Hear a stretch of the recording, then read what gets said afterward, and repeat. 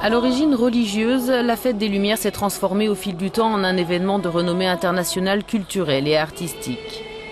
Mais ici, à Erbil, elle a retrouvé son sens premier.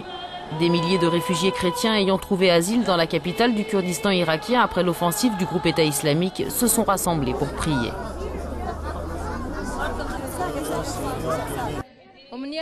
J'espère que la sécurité reviendra partout et que les gens retourneront chez eux et retrouveront leur travail et que l'Irak sera uni.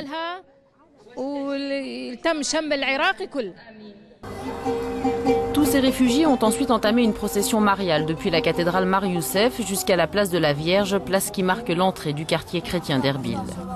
À l'origine de ce temps fort spirituel, une délégation de catholiques français emmenée par l'archevêque de Lyon, Monseigneur Barbarin, des religieux, des laïcs et des bénévoles qui ont apporté à Erbil 800 kilos de lumignon. Pour les organisateurs, le projet était un peu fou, mais il était indispensable. C'était une aventure complètement folle. Il s'agissait vraiment de un moment où ce pays, cette région sont dans le feu, la violence et le sang depuis tant d'années. Aucune solution diplomatique ne fonctionne, aucun tour de table ne semble pouvoir aider les gens. On s'est dit, nous, on n'a que nos prières, on va venir avec. Pour les Irakiens qui, eux, ont quitté l'Irak, y revenir est difficile. Ils souffrent de voir leur pays dans une telle détresse et quand ils sont chrétiens, la douleur est encore plus vive en constatant l'exil forcé de leurs frères.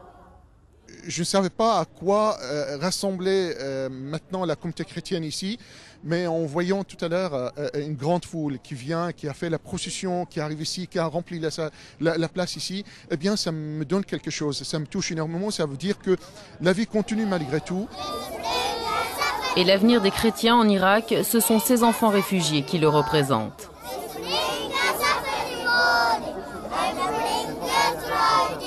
Durant quelques heures, ces chrétiens réfugiés ont réussi à mettre leur douleur de côté, à retrouver un peu de paix et de sérénité. Et puis ces réfugiés nous ont dit qu'ils espéraient fêter à nouveau cette fête des Lumières l'année prochaine, mais cette fois-ci chez eux.